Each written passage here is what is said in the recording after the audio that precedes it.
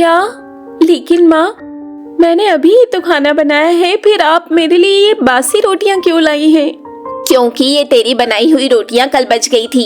अब मेरे घर में इतना भी राशन नहीं है कि मैं रोज रोज इतना सारा खाना फेंक दूं। अरे, लेकिन तुम तो एक पेड़ हो, फिर तुम मुझसे बात कैसे कर सकते हो? एक गांव में रागिनी नाम की एक लड़की रहा करती थी। एक सड़क दुर्घटना में रागिनी के माता पिता की मृत्यु हो गई थी, जिसके बाद गांव वालों की नजरों में अच्छा बनने के लिए गांव के सरपंच ने रागिनी को पालने का वादा कर दिया था। लेकिन हकीकत तो कुछ और ही थी, क्योंकि सरपंच और उसकी पत्नी विमला रागिनी को बेटी की तरह नहीं बल्कि नौकरानी की तरह रखती थी।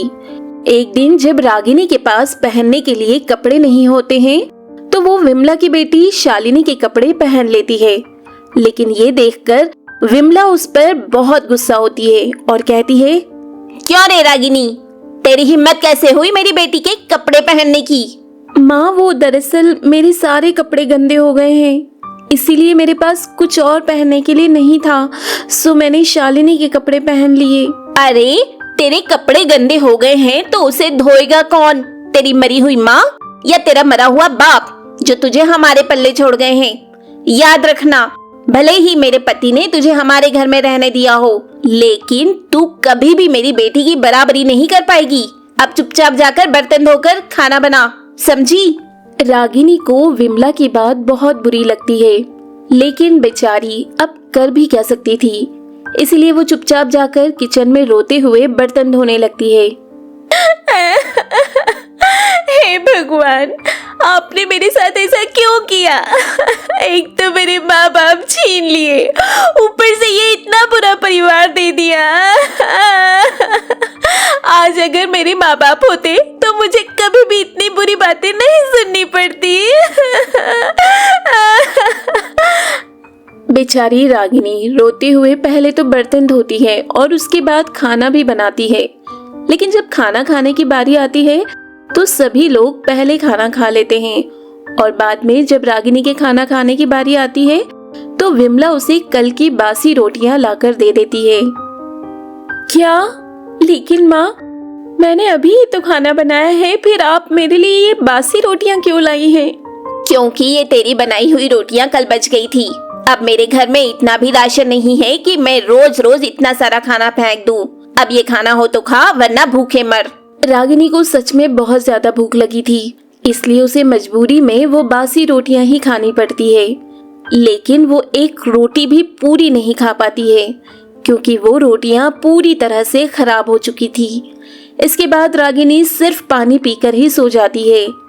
अगले दिन विमला रागिनी से कहती है, ये ले रागिनी, ये सामान की लिस्ट और कुछ पैसे। अब जाकर बाजार से शाम के लिए ये सब सामान ले आ। और हाँ, मैंने पैसे पूरी लिस्ट के हिसाब से ही दिए हैं, इसलिए इनमें 1 रुपए का भी हेर फेर नहीं होना चाहिए, और अगर ऐसा हुआ तो फिर देख लेना तू। ठीक है माँ। रागिनी उदास होकर बाजार की ओर जाने लगती है, लेकिन तभी उसे बहुत जोरों की भूख लगती है, क्योंकि उसने रात से कुछ खाया नहीं था और क्योंकि उसे दिन में सिर्फ एक बार ही खाना मिलता था, इसलिए सुबह भी बेचारी रागिनी को खाना नहीं मिला था। अब क्या करूं?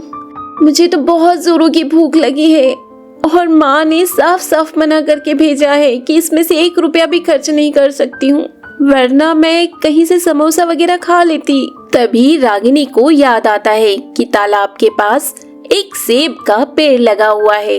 अरे हाँ, क्यों ना मैं उस पेड़ के पास जाकर कुछ फल खा लूं। इसमें मेरे पैसे भी खर्च नहीं होंगे और मेरी भूख भी मिट जाएगी। ऐसा सोचकर रागिनी तालाब के पास लगे उस सेब के पेड़ के पास जाती है और वहाँ से बहुत सारे सेब तोड़कर खा लेती है। वाह, आज तो मजा ही आ गया। इस पेड़ के सेब तो सचमुच बहुत ही मीठे हैं। थैंक यू पेड़। इसके बाद रागिनी बाजार का सामान लेकर जैसे ही घर पहुँचती है तो विमला उसे डांटने लगती है। क्यों रे रागिनी, तुझे बाजार से आने में इतना समय क्यों लगा? सामान खरीदने गई थी या सामान बनाने? माँ, वो मुझे कुछ सामान नहीं मिल रहा था, इसलिए थोड़ा लेट हो गई। बस बहुत हुए तेरे बहाने, अब चुपचाप जाकर काम कर। बेचारी रागिनी अपने जीवन से बहुत ही परेशान हो चुकी थी। साथ ही उसे ठीक से खाना भी नहीं मिलता था। इसलिए वो अब बार बार उस सेब के पेड़ के पास जाती थी और सेब खाकर ही अपना पेट भरती थी। रागिनी का कोई दोस्त नहीं था, इसलिए अब रागिनी उस पेड़ से ही अपनी सारी बातें करने लगी थी। तुम मेरे सच्चे दोस्त हो, तुम मुझे खाने के लिए भी देते हो और साथ ही मेरी सारी बातें भी सुनते हो। कोई भी दूसरा इंसान अगर रागिनी को पेड़ से बातें करते देखता तो उसे पागल ही समझता, लेकिन हकीकत तो ये थी कि उस पेड़ के अलावा रागिनी के पास और कोई दोस्त नहीं था। इसलिए रागिनी ने उस पेड़ को ही अपना सब कुछ मान लिया था। एक दिन जब रागिनी दोबारा से उस पेड़ के पास आती है तो वो देखती है कि पेड़ के आसपास बहुत गंदगी हो गई थी। अरे ये क्या दोस्त, तुम्हारे आसपास तो बहुत सारी गंदगी हो गई है, रुको मैं अभी कुछ करती हूँ। इसके बाद रागिनी उस पेड़ के आसपास की गंदगी को साफ कर देती है। साथ ही वो पेड़ की छटाई भी कर देती है, जिससे अब वो सेब का पेड़ बहुत ही सुंदर दिखने लगा था। उस पेड़ के पास आकर रागिनी को बहुत ही अच्छा महसूस होता था। तो वहीं विमला का व्यवहार अभी भी रागिनी के प्रति बहुत खराब बना हुआ था। रागिनी, अरे ओ रागिनी, काम चोर कहीं की, कहाँ मर गई? विमला रागिनी के कमरे में जाकर देखती है तो रागिनी सो रही होती है। विमला को अपने कमरे में देखकर रागिनी कहती है, माँ आज मेरी तबीयत खराब है, प्लीज मुझे सोने दीजिए। क्या कहा? सोने दूं? अरे तू अगर सोएगी तो घर का काम कौन करेगा? अगर मुफ्त की रोटियां तोड़नी है तो निकल जा मेरे घर से।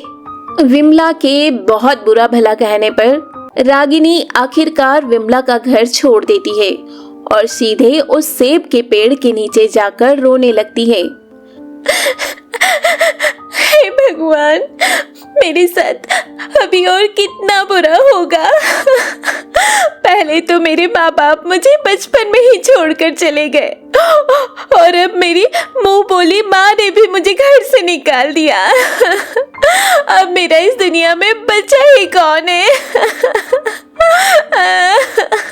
रागिनी के इतना कहते ही उसे एक आवाज सुनाई देती है, रागिनी, मैं हूँ ना तुम्हारा दोस्त।